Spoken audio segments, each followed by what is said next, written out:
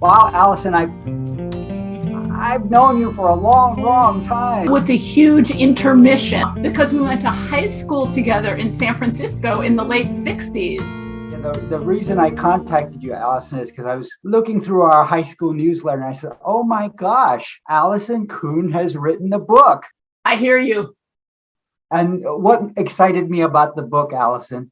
I think its focus on talking and listening to people with dementia in a holistic kind of way, which certainly aligns with the philosophy of geriatrics with Aloha.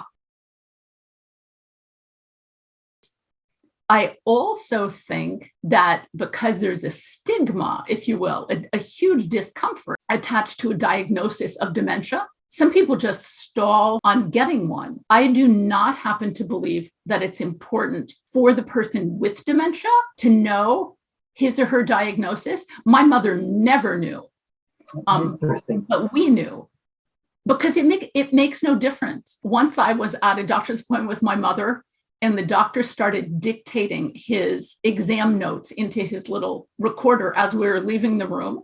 And he actually said, patient is an 80-year-old woman with Alzheimer's. And when we get out into the waiting room, my mother turns to me and says, did you hear that? He actually said I had Alzheimer's.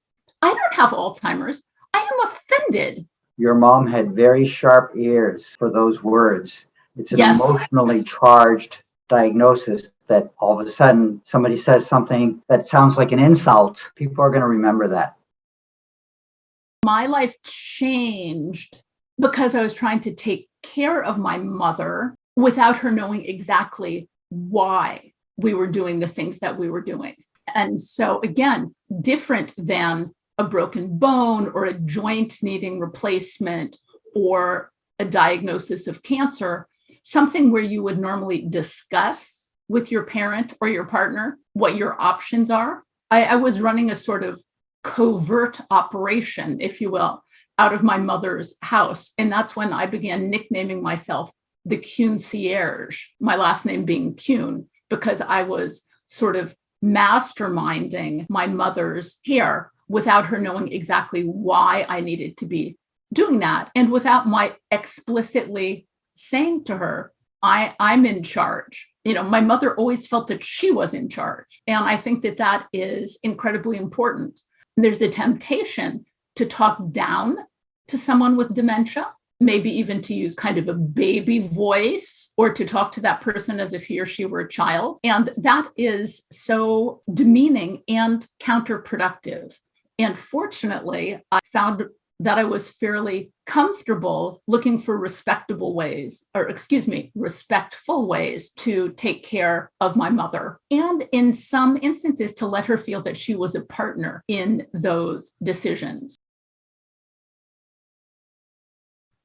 What I think many of us tend to forget in the moment, in the heat of trying to obtain the outcome that we want, is that a person with dementia's short-term memory lapses can actually work in your favor. So yes, let me give an example. One morning, I realized that my mom had not gotten up to have breakfast. She was in bed still. It's getting to be lunchtime. I know that she's going to be dehydrated. She's going to be weak from not having had breakfast. She's kind of groggy. And so I go in the kitchen and I make 2 big salads for us. And I pop my head in her bedroom and say, it's almost lunchtime. Are you hungry? Well, this is her opportunity to show that she's in control. And so she looks right at me and says, no, not really. Well, my mom had an excellent appetite. I said, oh, okay. And rather than saying, but you missed breakfast, you need to eat, you're going to be dehydrated, on and on and on. Instead of sort of making this power play and showing that I know more than she does, I simply say, okay, well, I've made salads for both of us. I haven't put the dressing on yet. We can put yours in the fridge and you can have it later when you're hungry. But I'm hungry now. I'm going to eat now. Would you come and sit with me in the dining room while I have lunch?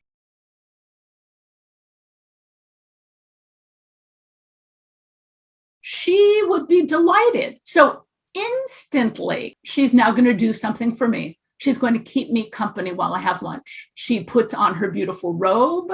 She sails down the hall. She gets into the kitchen. She sees the salads and says, "Oh, darling, they're beautiful. Do we have water yet at the table?" I say, "No, we don't." She says she'll take care of that.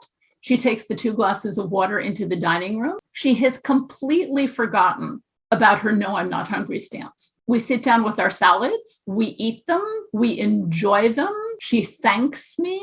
And then she says, "Why don't I take care of cleaning up the kitchen so you can get back to work?" So now we've both had a lovely lunch. She is useful, right? Because now she's going to be cleaning up the kitchen for me. And she has sort of basked in the social interaction without my having said, "Aren't you glad you ate?" instead of pretending you weren't hungry. There's no need to pull rank. An adult is still an adult, whether or not he or she has dementia and whether or not he or she exhibits sometimes childish behavior.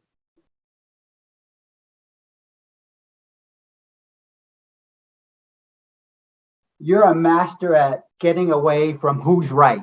I'm right. No, you're right. I'm not hungry. No, you have to be hungry now. You should eat. You're a master at the non-nag search. You don't nag.